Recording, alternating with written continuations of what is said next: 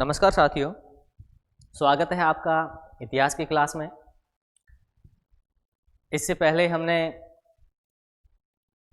पहली क्लास में बीए अंतिम वर्ष जिसका प्रथम प्रश्न पत्र की इकाई प्रथम में हम पढ़ रहे थे अंग्रेजों के आगमन के समय भारत की राजनीतिक और आर्थिक स्थिति के बारे में।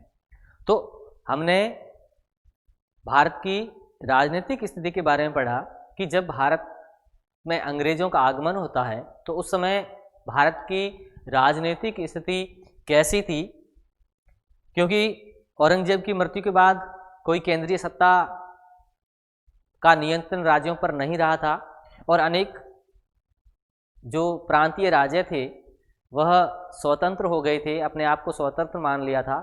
और उन राज्यों में से हमने जैसे हैदराबाद, पंजाब, गुजरात, बंगाल, अवध, उड़ीसा, बिहार आदि के बारे में हमने पढ़ा था कि किस तरह से वहाँ पर जो है किन्होंने एक स्वतंत्र राज्य की नींव या स्वतंत्र प्रांतीय राज्य की स्थापना की और फिर जो है किस प्रकार अंग्रेजों द्वारा उन पर आधिपत्य स्थापित किया गया। तो इससे पहले हमने इनके बारे में पढ़ चुके थे। अब हम अध्ययन करेंगे मराठों के बारे में कि जब भारत पर अंग्रेजों का अंग्रेज आते हैं एक व्यापारिक रूप में, तो उस समय मराठों की क्या स्थिति थी उसके बारे में। तो मराठा शक्ति को प्रतिष्ठित करने का कार्य जो है शिवाजी द्वारा किया गया। शिवाजी एक पूना के जागीरदार थे, छोटे से जागीर के जागीरदार थे, लेकिन शिवाजी द्वारा जो है मराठों को संगठित किया गया, उन्हें एक सैनिक शक्ति के रूप में तैयार किया गया और फिर जो है अपनी सैनिक शक्ति के द्वारा जो है उन्होंने अपनी छोटी सी जागीर का विस्तार किया और छत्रपति बने, शासक बने। और शिवाजी का संघर्ष औरंगजेब से चलता रहा। औरंगजेब के और शिवाजी के बीच में काफ़ी संघर्ष हुए और इन्हीं संघर्ष के दौरान जो है शिवाजी को एक बार कैद भी कर लिया गया, लेकिन शिवाजी बड़े चतुर और चालाक थे। उन्होंने जो है शिवाजी उस कैद से निकल भागते हैं अपना भेष बदल कर और शिवाजी से संघर्ष जारी रखते हैं, लेकिन बाद में जो है शिवाजी की मृत्यु हो जाती है। तो शिवाजी की मृत्यु के बाद इनका पुत्र संभाजी जो है वह छत्रपति की गद्दी पर बैठता है, छत्रपति बनते हैं और वह भी औरंगजेब से संघर्ष चालू रखते हैं, निरंतर चलता रहता है, मुगलों से संघर्ष चलता रहता है। लेकिन बाद में संभाजी की हत्या हो जाती है। संभाजी की हत्या के बाद उनका पुत्र राजाराम छत्रपति बनता है और वह भी जो है मुगलों से संघर्ष जारी रहता है। और 1700 ईस्वी में लगभग 1700 ईस्वी में राजाराम की भी मृत्यु हो जाती है। तो राजाराम की मृत्यु के बाद इनकी पत्नी ताराबाई जो अपने पुत्र शिवाजी द्वितीय को छत्रपति की गद्दी पर नियुक्त करती है और खुद उसकी संरक्षिका के रूप में कार्य करती है। तो राजाराम की पत्नी विधवा पत्नी ताराबाई भी मुगलों से संघर्ष जारी रखती है, इनका संघर्ष चलता रहता है। और इस संघर्ष के दौरान ही जो है 1707 ईस्वी में औरंगजेब की मृत्यु हो जाती है और औरंगजेब की मृत्यु के साथ ही फिर से वही सत्ता प्राप्त करने का उत्तराधिकारी संघर्ष शुरू हो जाता है औरंगजेब के पुत्रों में। और इस संघर्ष में मुअज्जम विजयी होते हैं और बहादुर शाह प्रथम के नाम से जो है मुगल सम्राट बनते हैं। और इसी दौरान ताराबाई और दूसरी जो मराठा शक्ति शाहू, इन दोनों के बीच में संघर्ष होता है और ये संघर्ष काफ़ी समय तक चलता है और आखिर में ताराबाई पराजित हो जाती है और शाहू जो है विजयी हो जाते हैं। शाहू छत्रपति बनते हैं और अपनी राजधानी सतारा को अपनी राजधानी बनाते हैं और अपना राज्याभिषेक करवाते हैं। जनवरी 1708 ईस्वी में जो है शाहू छत्रपति बनते हैं और अपना राज्याभिषेक करवाते हैं। जब शाहू छत्रपति बनते हैं तो एक नई व्यवस्था लागू करते हैं, पेशवा की व्यवस्था। पेशवा यहाँ प्रधानमंत्री जिसे कहें, पेशवा कहें, तो वह सबसे पहले पेशवा नियुक्त करते हैं बालाजी विश्वनाथ को। बालाजी विश्वनाथ जो है इनके प्रथम पेशवा बनते हैं। बालाजी विश्वनाथ इनके पेशवा बनते हैं इनकी नियुक्ति की जाती है। और बालाजी विश्वनाथ जो है वह 1713 से लेके 1720 ईस्वी तक ये पेशवा रहते हैं। और इसी दौरान बालाजी विश्वनाथ जो है एक महत्वपूर्ण कार्य भी करते हैं, क्योंकि जब बहादुर शाह प्रथम की मृत्यु हो जाती है तो उनके पुत्रों के बीच में संघर्ष, उत्तराधिकार का संघर्ष शुरू हो जाता है। और फर्रुखसियर जब सम्राट बनते हैं तो जो सैयद बंधु थे, जो किंग मेकर के नाम से काफ़ी प्रसिद्ध हुए, हसन अली और हुसैन अली, तो ये सैयद बंधु जो है बालाजी विश्वनाथ से मदद मांगते हैं फर्रुखसियर को बादशाह से हटाने के लिए। और इनकी मदद करने के लिए बालाजी विश्वनाथ दिल्ली जाते हैं अपनी सेना के साथ। युद्ध होता है, युद्ध में फर्रुखसियर मारा जाता है, उसकी हत्या कर दी जाती है, मार दिया जाता है। और रफ़ी-उद-दौला को जो है मुगल सम्राट बनाया जाता है। लेकिन यह युद्ध जो है एक शर्तों पे होता है कि बालाजी विश्वनाथ एक शर्त रखते हैं कि अगर जब शासन सत्ता परिवर्तित होगा, फर्रुखसियर को हटाया जाएगा, तो उसके बाद जो भी मुगल सम्राट बनेगा वह जो है शाहू के परिवार को, जो उस समय मुगलों की कैद में है, उनको आज़ाद कर देगा और दक्षिण के जो 6 प्रांत है वह उनको मराठों को सौंप देगा। तो जब फर्रुखसियर की हत्या हो जाती है, मारा जाता है, और रफ़ी-उद-दरजात को सम्राट बनाया जाता है। सॉरी, पहले जो मैंने रफ़ी-उद-दौला बताया, रफ़ी-उद-दौला नहीं, रफ़ी-उद-दरजात सम्राट बनाया जाता है। तो वह इन शर्तों का पालन करता है, शाहू के परिवार को कैद से मुक्त कर देता है और दक्षिण की 6 प्रांतें जो है मराठों को सौंप देता है। तो जो ये दिल्ली यात्रा थी, यह मराठों के लिए बड़ी महत्वपूर्ण सिद्ध हुई, क्योंकि जब बालाजी विश्वनाथ दिल्ली जाते हैं तो दिल्ली की जो वास्तविक स्थिति थी, जो मुगलों की जो वास्तविक स्थिति थी कि वह उनकी स्थिति कैसी है, तो उनकी कमजोरियों और कमियों का ज्ञान जो है बालाजी विश्वनाथ को हो जाता है। उन्हें ये एहसास हो जाता है कि मुगल साम्राज्य जो है वो नाम मात्र का है, उनके पास कोई विशेष शक्ति नहीं है, ये आपस में ही युद्धरत रहते हैं, लड़ते रहते हैं। तो इन पर सत्ता प्राप्त करना या इन पर विजय प्राप्त करना आसान है। तो वह जब वापस लौटते हैं तो उत्तर भारत की विजय अभियान की एक योजना बनाते हैं। लेकिन दुर्भाग्यपूर्ण कहें तो इस योजना को क्रियान्वित करने से पूर्व ही बालाजी विश्वनाथ की 1720 ईस्वी में मृत्यु हो जाती है। बालाजी विश्वनाथ की मृत्यु हो जाती है 1720 में। तो 1720 में इसकी मृत्यु के बाद इनका पुत्र बाजीराव प्रथम जो है वह पेशवा बनता है। बाजीराव प्रथम जो 1720 से लेके 1740 ईस्वी तक पेशवा पद पर रहते हैं। बाजीराव प्रथम जो है 1720 से लेके 1740 ईस्वी तक पेशवा पद संभालते हैं, पेशवा पर रहते हैं। और यह जो बाजीराव प्रथम थे बड़े ही कुशल योद्धा थे और इसके साथ साथ बड़े कूटनीति के पूर्ण व्यक्ति थे। तो इन्होंने अपनी कुशलता और कूटनीति के बल पर जो है मराठा शक्ति को काफ़ी प्रभावित किया, काफ़ी बढ़ाया और मराठा की प्रतिष्ठा को जो है इन्होंने काफ़ी विकसित किया, काफ़ी बढ़ाया। और इसके साथ साथ इन्होंने जो हैदराबाद का निज़ाम उल मुल्क था शासक, उन्हें भी 2 बार पराजित किया। इसके साथ साथ उन्होंने जो है पुर्तगालियों पर भी धावा बोला और पुर्तगालियों से जो है 2 क्षेत्र जो कहें कि बसीन और सालसेट का क्षेत्र जो है वह पुर्तगालियों से इनके द्वारा छीन लिया गया। और मराठा प्रभाव को जो है गुजरात, मालवा और बुंदेलखंड तक जो है इन्होंने बढ़ाया, मराठा प्रभाव को बढ़ाया। और फिर 28 अप्रैल 1740 ईस्वी में बाजीराव प्रथम की मृत्यु हो जाती है। बाजीराव प्रथम की मृत्यु के बाद इनका पुत्र, जिसकी उम्र उस समय 19 वर्ष की होती है, जो काफ़ी युवा है, तो इनके पुत्र को जो है पेशवा, शाहू द्वारा पेशवा नियुक्त किया जाता है।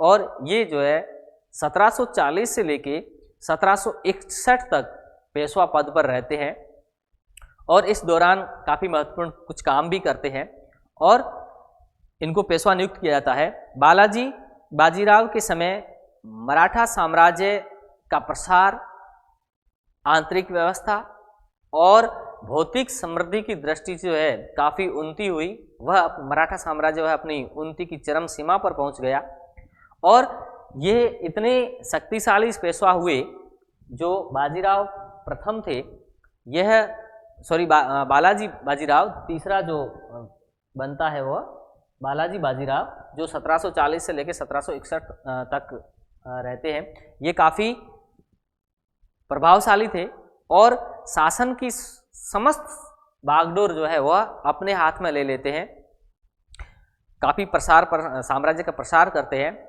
और छत्रपति की सारी शक्तियां जो है पेशवा के हाथ में आ जाती है और इन्होंने सतारा के स्थान पर पूना था वह मराठा शक्ति का प्रमुख केंद्र बन गया और 25 दिसंबर 1749 को शाहू की मृत्यु हो जाती है और जैसे ही शाहू की मृत्यु हो जाती है तो इसके बाद छत्रपति का नाम जो है इतिहास में लुप्त सा हो जाता है, क्योंकि पेशवा ही मराठा साम्राज्य का सर्वेसर्वा बन जाता है।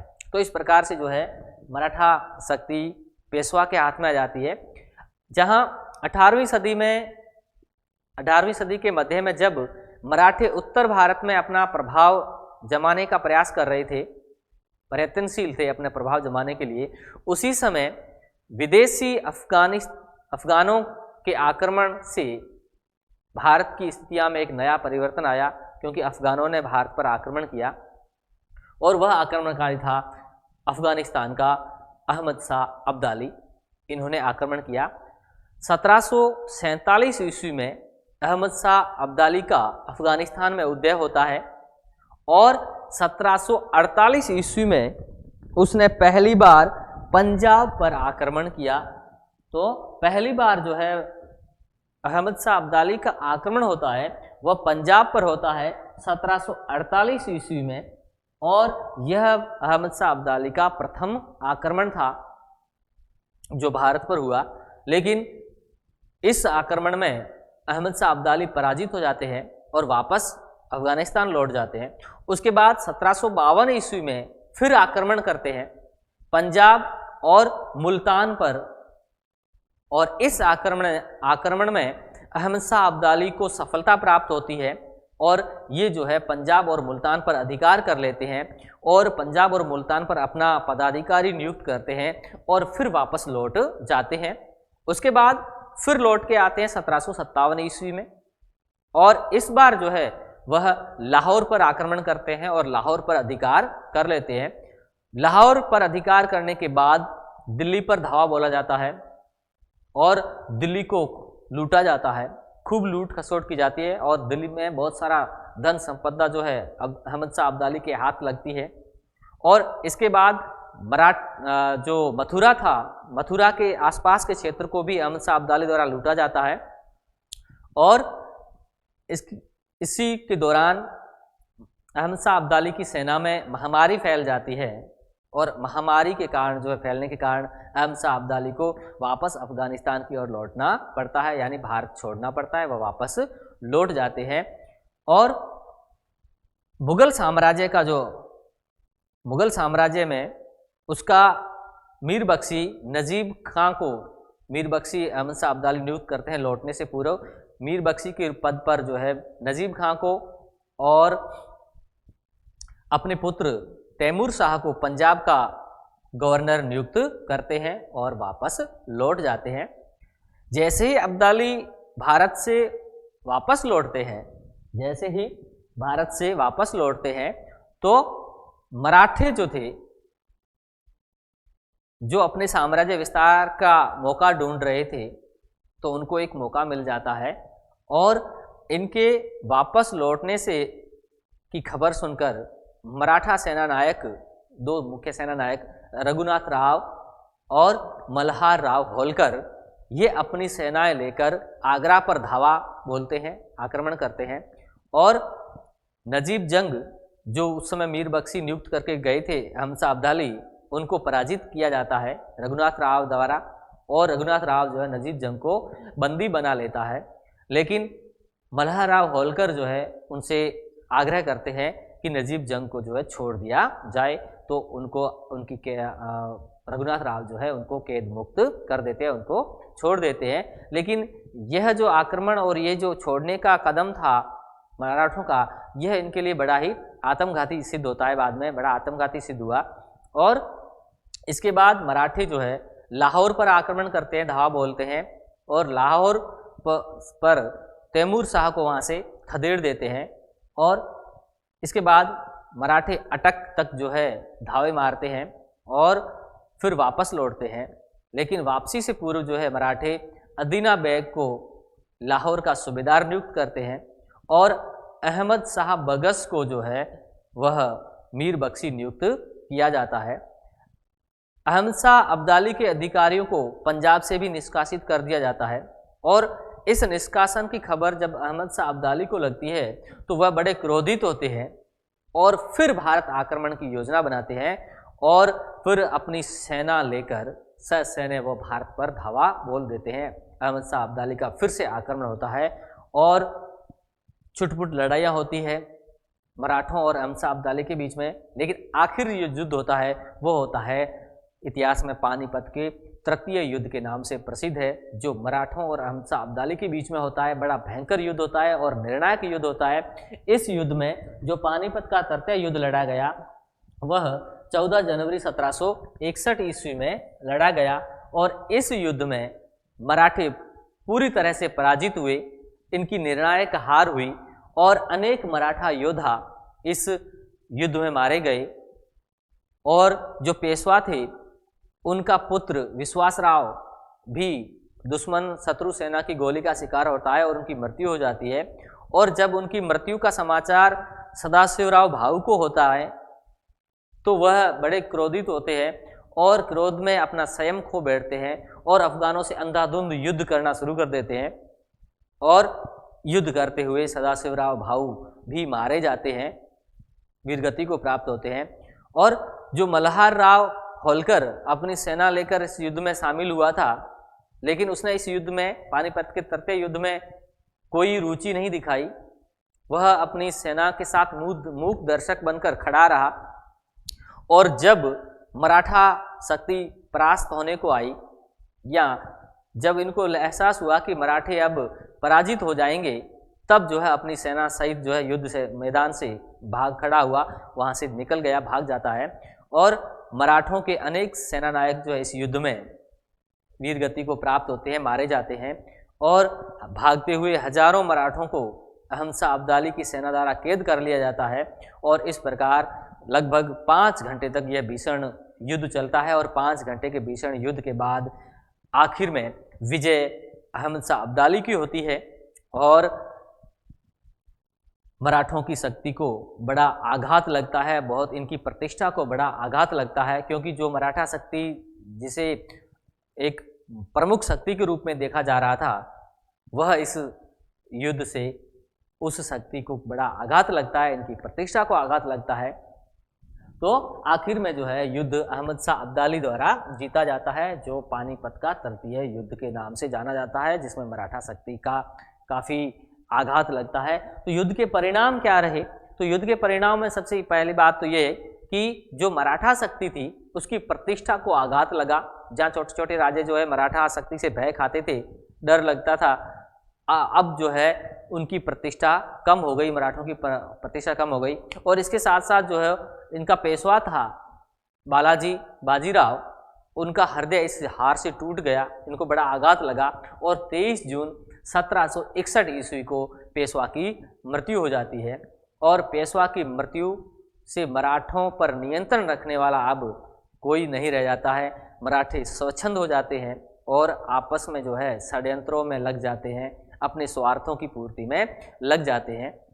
इस प्रकार मराठों के बीच में जो है आपसी समन्वय की कमी हो जाती है, एक दूसरे को नीचा दिखाने में लग जाते हैं। लेकिन फिर वापस मराठा शक्ति को संगठित किया जाता है और 1769 ईस्वी में मराठे फिर से संगठित होते हैं और नर्मदा नदी को पार करते हैं। और नर्मदा नदी को पार करके जो राजपूताना के राजा थे उन पर धावा बोलते हैं और उनको कर देने के लिए विवश करते हैं। इसके साथ साथ वह जो है जो रोहिल्ला थे उनको भी मजबूर करते हैं कर देने के लिए, और इसके अलावा दूसरे राज्यों से भी कर वसूल करते हैं, जाटों से भी कर वसूल करते हैं। तो इस प्रकार मराठा शक्ति का पुनः उदय होता है। लेकिन जो राजनीतिक रूप से बात करें तो ये सफलताएं उनकी स्थायी सफलताएं सिद्ध नहीं हुई, और राजनीतिक रूप से जो है अपना स्थायी प्रभाव जमाने में मराठे पूर्णतः असफल रहे, सफल नहीं हो पाए। जहां पानीपत में मराठा शक्ति को जबरदस्त आघात लगा, उसी के साथ साथ जो उस समय मुगल साम्राज्य जो लड़खड़ा रहा था उसे भी आघात लगा और मुगल साम्राज्य का अंत हो गया।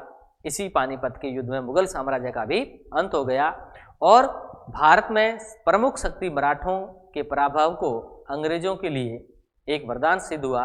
मराठा शक्ति का ह्रास अंग्रेजों के लिए वरदान सिद्ध हुआ, और अंग्रेजों के लिए जो है मार्ग साफ हो गया, और आगे इसी मार्ग पर चलकर यानी कि मराठा शक्ति की कमजोरी का फायदा उठाकर अंग्रेजों ने जो है अपना संपूर्ण भारत में अपना आधिपत्य स्थापित कर लिया। इस प्रकार मराठे पराजित हुए और आखिर मराठा साम्राज्य को भी अंग्रेजी साम्राज्य में मिला लिया जाता है। तो इस प्रकार जो प्रमुख शक्ति थी मराठा, उसका अंत हो जाता है और अंग्रेजों का भारत पर आधिपत्य स्थापित हो जाता है।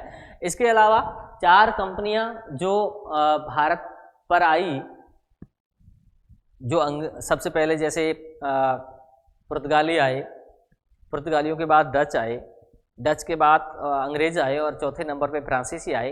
तो डच और पुर्तगाली विशेष भारत में प्रभाव स्थापित नहीं कर पाए। हालांकि सबसे पहले पुर्तगाली आए और सबसे अंत में पुर्तगाली गए। 1961 तक जो है, लगभग 1961 ईस्वी तक जो है, यानी कि भारत आज़ाद होने के बाद भी दमन, दीव आदि पर जो है पुर्तगालियों का कब्जा रहा, और 1761 में इनको यहाँ से खदेड़ा गया। तो सबसे लंबे समय तक भारत में पुर्तगाली रहे, सबसे पहले आए और सबसे अंत में गए, लेकिन फिर भी राजनीतिक रूप से इनका कोई दबाव या स्थायित्व नहीं था। तो प्रमुख 2 शक्तियां, एक अंग्रेज और दूसरा फ्रांसीसी, ये 2 प्रमुख शक्तियां थी उस समय, जो आपस में युद्धरत थी, संघर्षरत थी, और स्थानीय राजाओं की मदद से एक दूसरे पर आक्रमण करके अपनी शक्ति बढ़ाने में लगी थी।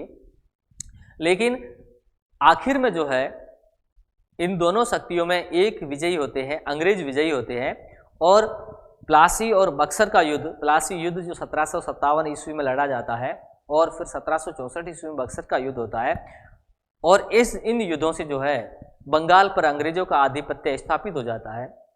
बंगाल, बिहार, उड़ीसा, इन सब पर जो है अंग्रेजों का आधिपत्य स्थापित हो जाता है, और फ्रांसीसियों की जो है शक्ति कमजोर हो जाती है, फ्रांसीसी कमजोर पड़ जाते हैं, और आखिर में जो है कर्नाटक की विजय अंग्रेजों के लिए लाभदायक सिद्ध होती है, और फ्रांसीसी शक्ति का पूर्णतः दमन हो जाता है, और इस प्रकार पूरे भारत पर अंग्रेजों का आधिपत्य स्थापित हो जाता है। धीरे धीरे करते हुए सबको परास्त करते हैं, और विशेष करके अंग्रेजों की जो फूट डालो और राज करो की नीति जो थी, इसके अलावा वेलेजली की सहायक संधि की नीति, डलहौजी की राज्य हड़प नीति आदि नीतियां जो है अंग्रेजों ने अपनाई, और धीरे धीरे करते हुए पूरे भारत पर अंग्रेजों का आधिपत्य स्थापित हो जाता है। तो इस प्रकार हम देखते हैं कि जब अंग्रेज भारत आते हैं तो उस समय भारत की राजनीतिक स्थिति छिन्न भिन्न थी, एक शून्यता की स्थिति थी, क्योंकि किसी केंद्रीय सत्ता का प्रभुत्व स्थापित नहीं था, कोई ऐसी केंद्रीय शक्ति नहीं थी जो पूरे भारत को संगठित कर सके। जहां अकबर ने जो है जिस तरह से विजय प्राप्त की, अपने साम्राज्य का विस्तार किया, और अपनी कुशल कूटनीति और कुशल शासन व्यवस्था के दौरान जो है पूरे भारत को एकता के सूत्र में बांधा, पूरे भारत को एक किया। लेकिन उनके उत्तराधिकारी विशेष करके जब औरंगजेब शासक बनते हैं, तो औरंगजेब की जो राजपूत नीति थी, जो औरंगजेब के साम्राज्य के लिए या मुगल साम्राज्य के लिए घातक सिद्ध हुई, क्योंकि औरंगजेब ने कट्टरतापूर्ण नीति का अनुसरण किया जो उसके लिए घातक सिद्ध हुई। इसके अलावा दक्षिण की नीति जो औरंगजेब की थी, वह भी मुगल साम्राज्य के पतन का कारण बनी। तो मुगल साम्राज्य का पतन हुआ, और औरंगजेब की जब तक औरंगजेब थे तब तक तो फिर भी ठीक था, लेकिन जैसे ही 1707 ईस्वी में औरंगजेब की मृत्यु हो जाती है तो 1707 ईस्वी के बाद फिर वही उत्तराधिकारी संघर्ष प्रारंभ हो जाता है, क्योंकि मुगलों में जो है उत्तराधिकार का कोई निश्चित नियम नहीं था और इस निश्चित नियम न होने के कारण आपस में जैसे ही किसी बादशाह की मृत्यु होती थी तो उनके पुत्रों में सत्ता प्राप्त करने के लिए संघर्ष छिड़ जाता था और ये संघर्ष काफ़ी हानिकारक सिद्ध होता था। और इसी प्रकार जब औरंगजेब की मृत्यु हुई तो उनके पुत्रों में संघर्ष प्रारंभ हो जाता था और इस संघर्ष में जो मुअज्जम था बड़ा पुत्र, वह विजयी होते हैं और बहादुर शाह प्रथम के नाम से मुगल सम्राट बनते हैं। लेकिन जब बहादुर शाह प्रथम की मृत्यु हो जाती है तो उसके पुत्रों में फिर संघर्ष शुरू होता है, लेकिन उसके जो उत्तराधिकारी थे वो बड़े ही निर्बल और कमजोर शासक थे और उनकी निर्बल और कमजोरी का फायदा प्रांतीय शासकों ने उठाया और अनेक प्रांतों ने अपनी स्वतंत्रता घोषित कर दी, जैसे बंगाल, उड़ीसा, बिहार, हैदराबाद, अवध, गुजरात, पंजाब, ऐसे बहुत सारे अनेक राज्य जो है प्रांतीय राज्य स्वतंत्र हो गए और इस प्रकार उनकी केंद्रीय सत्ता छिन्न भिन्न हो गई। तो अंग्रेज जब भारत आए तो एक तरह से कहें भारत की राजनीतिक स्थिति जो है सुदृढ़ नहीं थी। छोटे छोटे राज्य स्थापित हो चुके थे जो अपनी शक्ति बढ़ाने के लिए आपस में लड़ते रहते थे और आपस में लड़कर ही अपनी शक्ति को कमज़ोर कर रहे थे और इसी कमजोरी का फ़ायदा अंग्रेज़ों ने उठाया और फिर जो है पूरे भारत भर अंग्रेज़ों ने अधिकार कर लिया। और किस प्रकार जो है हमने इतिहास में कई बार पढ़ा भी है कि किस तरह से जो बड़ी मुश्किल से अंग्रेज़ों को यहाँ से भगाया गया। तो ऐसी भारत की राजनीतिक स्थिति थी। उसके बाद आती है आर्थिक स्थिति कि जब भारत में अंग्रेज आए तो उस समय भारत की आर्थिक स्थिति कैसी थी, इसके बारे में पढ़ेंगे हम अगली क्लास में। तब तक के लिए नमस्कार, धन्यवाद।